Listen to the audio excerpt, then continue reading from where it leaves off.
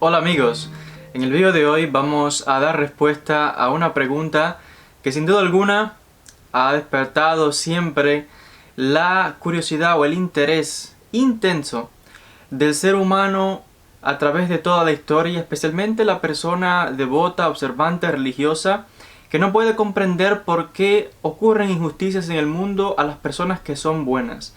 Por tanto, la pregunta del por qué los malos prosperan mientras que el justo padece, o en otras palabras, por qué parece ser que al malo, aquel que se dedica a hacer el mal, que no se interesa por Dios ni por el bien, por qué parece que le va bien a estas personas mientras que el justo tiene que sufrir. ¿Por qué sufren las personas buenas? ¿Por qué parece ser que le va mal a aquel que se esfuerza por servir a Dios mientras que la persona malvada, rasha como se dice en hebreo, prospera y parece que le va bien?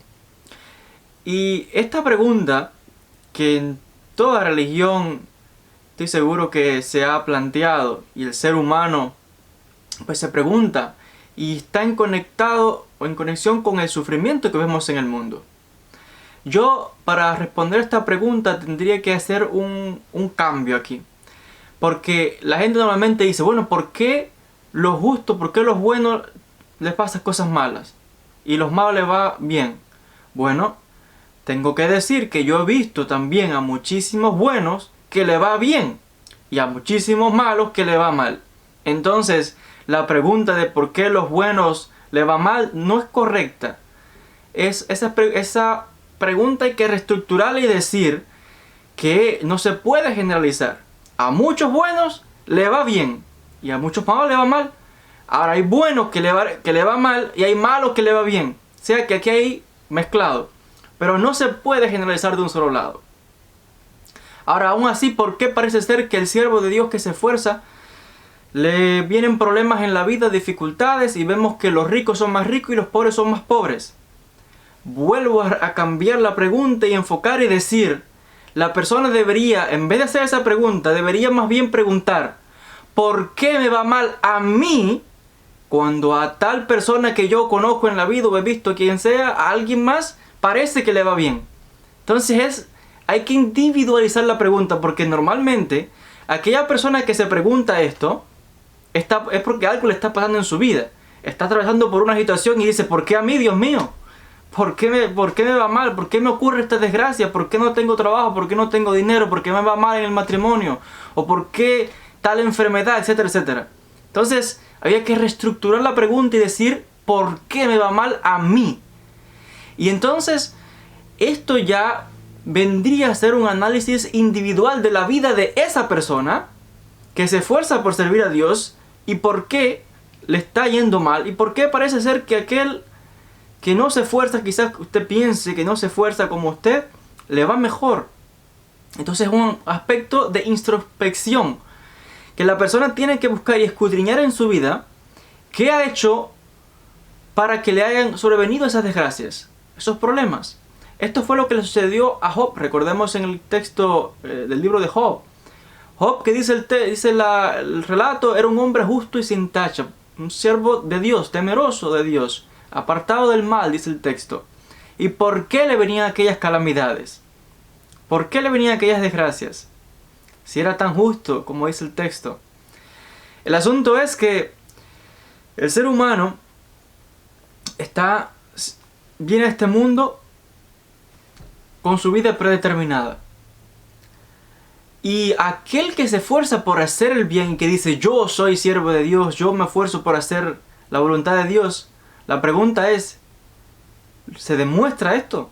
¿Cómo se puede probar si realmente es así? Aquel que dice ser por ejemplo, un atleta que puede entrenar muchísimo tiempo y el hombre es veloz, ágil, ejercicio aquí y allá, ¿cómo se puede probar si de verdad está alcanzando tal nivel como él parece ser que tiene? Que vaya a la competencia entonces, que compita con otros a ver si es verdad, si gana o no gana o en qué lugar queda. Por tanto hay que probarlo para ver si es verdad lo que dice. En el caso del siervo de Dios, dice el texto bíblico que Dios prueba a aquellos a quien ama. En el caso de Job, Job se decía que era todo aquello. Bueno, se decía, vamos a ver si es verdad. Por tanto, el Satán, Dios le dio permiso para que fuese y pusiese a prueba a Job. El Satán fue el enviado por Dios para que lo pusiese a prueba. Y de ver si era verdad que él era justo como decía. Ahora, que nadie, por supuesto, nadie desea que le caigan encima las calamidades que le pasaron a Job. Muerte de familiares, seres queridos, sus hijos, perdió herencia, una enfermedad tremenda. Ya al final hasta la mujer en su contra. Y Job tampoco entendía nada. Incluso cuestionó a Dios, porque Job tiene una especie de diálogo con Dios y se queja de esto mismo. ¿Por qué? Y es precisamente como Dios le responde, que ¿quién eres tú para cuestionar los designios del Creador? Para comprender la mente divina. Y le pone una serie de detalles para que comprenda. Y vuelvo a enfatizar que encontramos que a veces la persona pues atraviesa dificultades, situaciones, pero que comprendamos que en la vida son pruebas que se nos presentan. Y hay que ver los obstáculos de la vida, cualquiera que sean, no como un obstáculo que nos impide y nos detiene. Ya sea, no sé, problemas económicos, de salud, lo que sea. No hay que ver eso como un impedimento que se nos presentó el problema y hasta ahí quedamos. No. Es la oportunidad para saltarnos el obstáculo. Para demostrar de verdad la conexión que uno tiene con la divinidad. Para crecer. El mal, dice la mística y enseñan los sabios, que ha sido diseñado dentro de este universo para que el ser humano pueda sobresaltar ese obstáculo, ese mal, esa dificultad y superarse y crecer. Porque de todos los golpes de la vida se aprende. De todos los golpes y dificultades de la vida se crece. A veces aquel que tiene una enfermedad, un problema, en la enfermedad es cuando se acerca más a Dios, cuando busca más a Dios, cuando se cuestiona el sentido de la existencia. Si estuviera libre y sin problema, quizás ni se acordase de Dios. Entonces los obstáculos son oportunidades más bien para acercarse a la divinidad. Como los mismos cristianos los tienen en sus textos. Creo que fue el apóstol Pablo que dijo, cuando soy débil, entonces soy poderoso. ¿Qué quiere decir? Cuando hay obstáculos, ahí es cuando tengo que demostrar de verdad si soy siervo de Dios o no. Ahora, ¿por qué parece ser que al rasha, al malvado, le va bien? Parece, dice el texto bíblico, es una ilusión. Porque hay una cosa, dice el texto de la Torá, en la Parashat Be'ehanan, en el libro de Deuteronomio, capítulo 7, hacia el final, los últimos 3 versículos. Creo que 7, 9 y 10. No sé, estoy citando aquí de una versión de la Torá en hebreo. No sé en las Biblias de los cristianos qué versículos serán, pero capítulo 7 de Deuteronomio hacia el final, hablando de los malvados. Si alguien malvado hace un acto bueno, porque aquí todo el mundo hace bien y mal. No hay nadie que sea justo, no. Todo ser humano viene con inclinación del bien y del mal. Y todo el mundo comete errores en un momento de su vida. Por tanto, incluso aquel que parece ser que está más del lado del mal que del bien, incluso esa persona en algún momento tiene que haber hecho alguna acción buena, aunque uno no la pueda ver. Pero tiene que haberla hecho. Y Dios no le gusta deberle nada a nadie. Y cada persona lo recompensa de acuerdo a sus actos. Y dice el texto de Deuteronomio capítulo 7 al final, que al malvado, que por su acción mala no va a heredar la vida en el mundo venidero, a ese dice que él le paga en este mundo.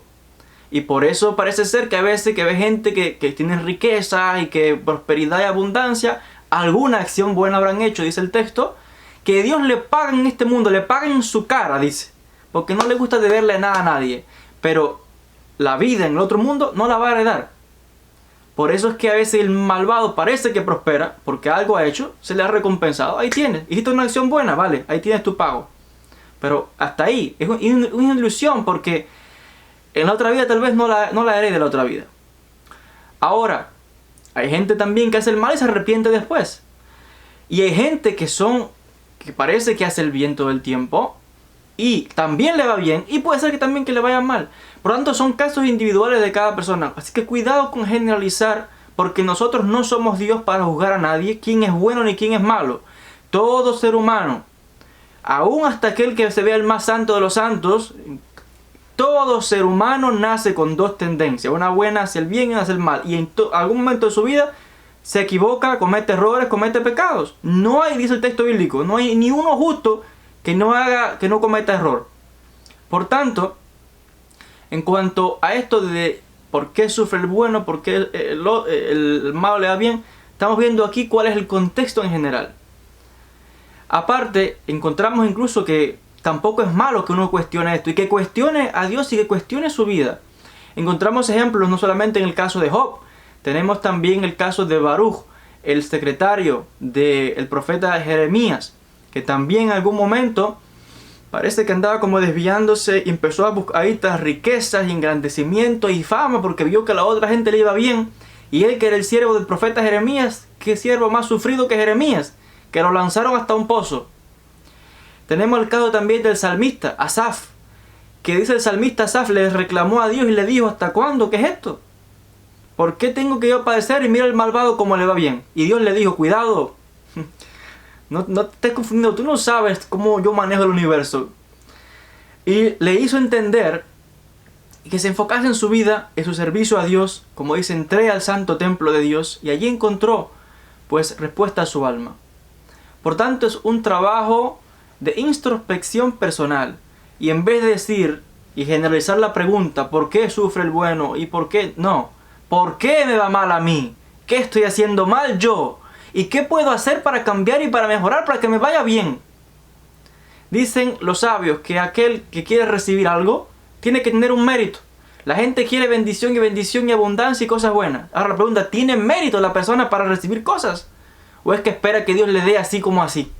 No. La persona tiene que esforzarse. No es fácil dominar la mala inclinación y extraerá la mala tendencia. Hay que trabajar constantemente y es un trabajo no de un día, no de dos, de que ya hoy leí la Biblia, le oré a Dios, ¡boom!, me salvé. Eso no existe.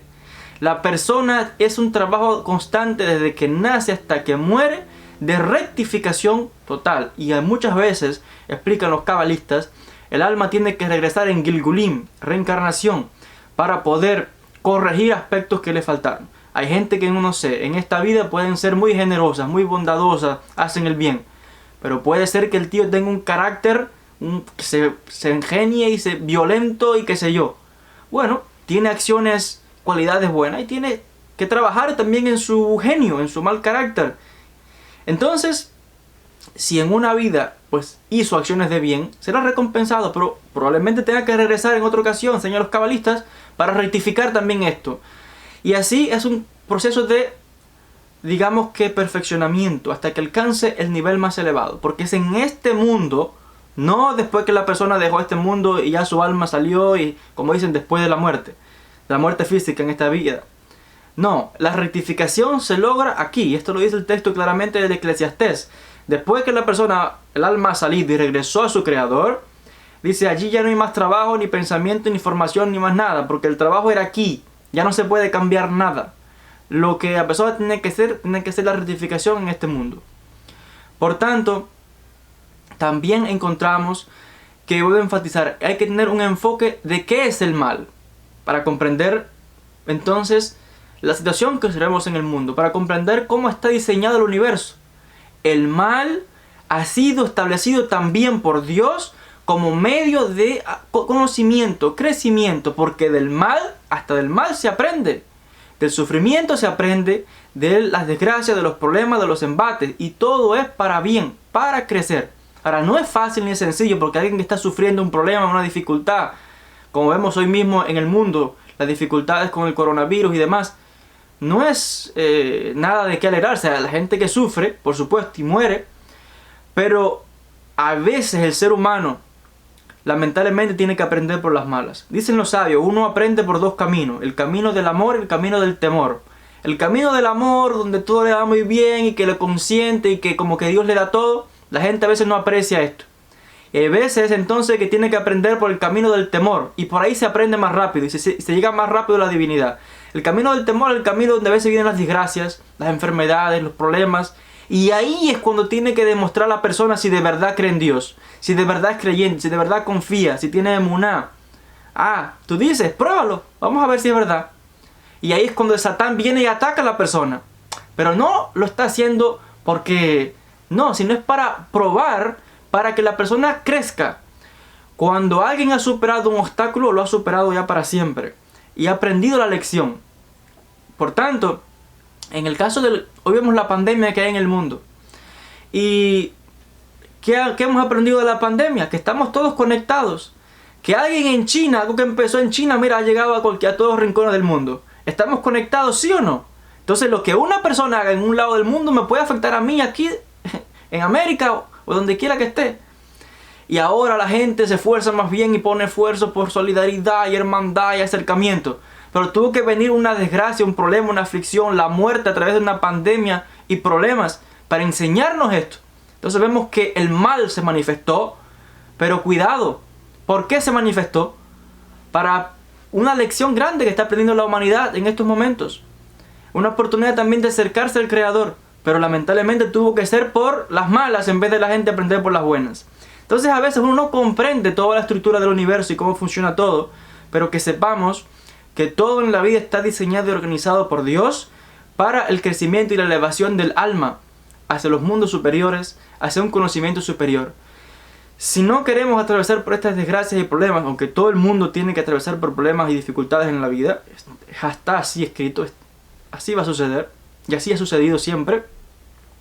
Por tanto, la persona tiene que aumentar mucho su conocimiento, tiene que aumentar mucho su, digamos que intuición, es lo que se llama en la Kabbalah, hay 13 sefirot, y tiene que aumentar Binah, la inteligencia, el entendimiento, tiene que aumentar Jochma, en este caso es la intuición, la sabiduría, y por la combinación de Binah con Jochma va a dar origen al Da'at. El Da'at es en este caso el entendimiento, la unión, porque uno llega a comprender cómo funciona, cuando tiene ese conocimiento, cómo funciona el universo, cómo funciona la estructura de cómo Dios ha organizado todo. Y ahí pues el alma se eleva, la Tiferet, el yo real, se eleva hacia Keter, que es, digamos que, la corona, donde también la humildad de reconocer que no somos Dios, que no conocemos todas las cosas, ni conocemos los designios del Creador, pero el Creador todo lo que quiere para nosotros es bien. Todo lo que Dios desea para el ser humano es bien, pero como un padre a veces también corrige al hijo por amor, a veces encontramos dificultades donde Dios nos tiene que corregir a veces también como una muestra de amor al ser humano, y uno aprende, uno crece. Y así hay que tener todas estas perspectivas presentes para comprender cómo funciona el mal en el mundo. Hasta aquí con este tema, que es un tema realmente profundo y extenso que puede dar origen a varios vídeos. De manera general he tocado algunos puntos, espero que hayan sido del beneficio de todos ustedes. Gracias por la atención y hasta un próximo encuentro.